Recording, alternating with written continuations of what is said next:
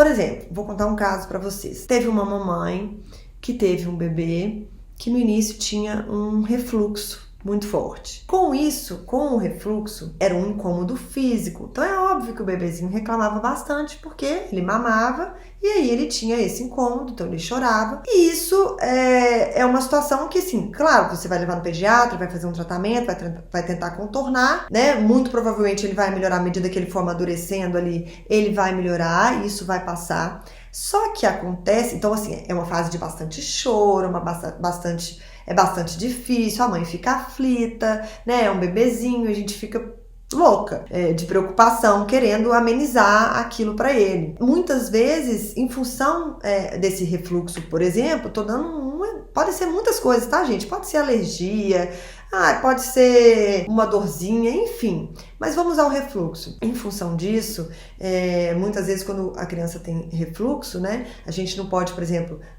deitá-lo muito para dormir, costuma da gente ter que fazê-lo dormir mais em pezinho mesmo, e aí tem que fazer ele dormir no colo, ele vai se acostumando, eles choram muito, a gente tem que consolar, muitas vezes ninando, e aí, não por culpa da mãe, óbvio, não tô culpando ninguém, mas isso pode sim, naquele início, criar algumas associações negativas. A partir desse momento, esse bebezinho vai querer o quê? Ele vai querer sempre dormir daquela maneira. Se não for daquela maneira, o que ele vai fazer? Ele vai chorar, ele vai reclamar. Se ele é um bebê com temperamento de um bebê anjo, como classificaria, por exemplo, a Tracy Hogg, que é a encantadora de bebês, que é inclusive uma especialista que também faz uma classificação de temperamentos, e eu inclusive vou até fazer um vídeo sobre isso também, mas se ele é um bebê anjo, um bebê mais fácil, às vezes ele não vai trazer tanta dificuldade para essa mãe. Mas se esse contexto todo aconteceu para um bebê que já é um bebê que tem um temperamento um pouco mais desafiador, que já é um bebê que tem, né, aquela coisa de reclamar mais, de ser mais enérgico, de chorar com mais força, de reclamar, de exigir, aí a gente está somando um temperamento com um contexto e aí isso junto pode criar ali uma bola de neve. Por quê? Porque a gente tem um bebê que é mais sensível ali e que reage com mais energia, somado a uma situação criada ali por um contexto especial, vamos dizer assim. E aí o que vai acontecer? E isso de fato aconteceu, que é um caso verídico que eu tô contando aqui. Juntou tudo isso e o que a mãe já tava achando? Ela falou assim, eu tenho um bebê high need, porque olha, tudo que eu faço ele só chora, ele nunca tá satisfeito, eu tento ensinar ele a dormir sozinho, ele não quer sair do colo, enfim, essas reclamações que são até bastante comuns. E aí ela já estava começando a rotular e falar assim, eu não tenho o que fazer, eu acho que é isso mesmo, e agora eu vou conviver, e tá certo, a gente tem que aceitar as coisas, mas a gente tem que sempre tentar melhorar e suavizar a situação. O que a gente identificou? Exatamente que durante o período do refluxo era mais difícil para ele mesmo. Claro que ele ia reclamar, ele estava passando por uma situação difícil, tadinho. Depois, a maneira que a mãe usou, e também não tem muita outra forma, né? Mas que a mãe usou para tentar amenizar para ele, acabou criando uma associação negativa de sono, no caso, que eu tô dizendo. E isso aí também começou a dificultar outras coisas que ela queria implementar. Então, essa situação foi criando na cabeça dela, e ela foi pesquisando na internet, foi vendo, foi juntando as coisas, e ela estava já decidida que não havia, né, o que fazer, que ela tinha um bebê high need, que aí ela começou a juntar pecinhas, né? Então, por exemplo, ele é intenso, ele me esgota, ele realmente estava numa fase, né, que na época estava mamando muito frequentemente, como ele tinha uma associação negativa de sono, de ninar e de adormecer mamando, ele acordava sim o tempo todo, porque ele não sabia voltar a dormir sozinho, com isso ele ficava cansado, e aí ele ficava mais mal-humorado, e portanto insatisfeito, porque ele sempre estava, né, cansadinho, não estava dormindo o suficiente, e aí a mãe também vai ficando cansada. Então, assim, eu tô querendo só exemplificar com um caso real para vocês verem como que as coisas acontecem, elas vão acontecendo, e a pessoa não tá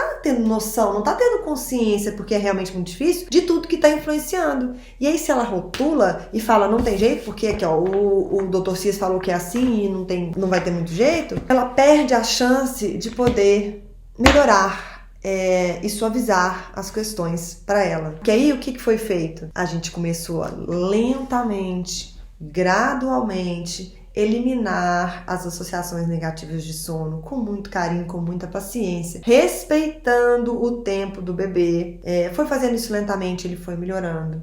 Com isso, ele começou a conseguir, por exemplo, tirar sonecas um pouco maiores, tudo lentamente, tá, gente? Até porque quando o bebê tem um temperamento mais difícil, acaba sendo mais lento mesmo. Então, tem que ter paciência, persistência e acreditar. Começamos a implementar uma rotina, porque para bebês que são mais enérgicos, mais exigentes, a rotina ela traz ainda mais benefício.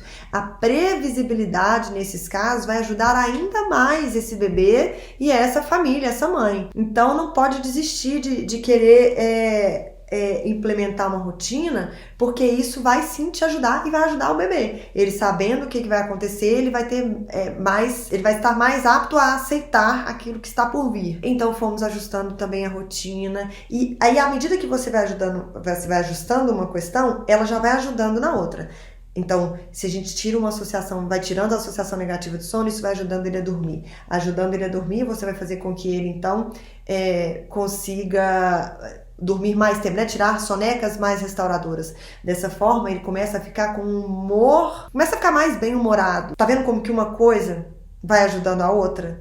E assim a gente foi lentamente ajudando essa mãe não vou dizer resolver o problema, mas ajudou muito. Então passou a ser um bebê que estava muito mais bem-humorado, diminuiu muito os despertares à noite, que começou a conseguir sim lentamente, não é de uma noite para outra, lentamente conseguiu precisar cada vez menos da mãe para adormecer e passou então a adormecer sozinho. E tudo isso feito com muito carinho, muito jeitinho, sem esperar resultados na hora. Então assim, claro, se fosse um bebê com um temperamento um pouco mais fácil, talvez tivesse sido mais rápido ou menos truncado, né, tudo isso. Mas não, a gente conseguiu ajudar muito aquele bebê e aquela mamãe. Ele deixou de ser um bebê com um temperamento mais exigente? Não. Quando ele queria alguma coisa, ele chorava também, sabe?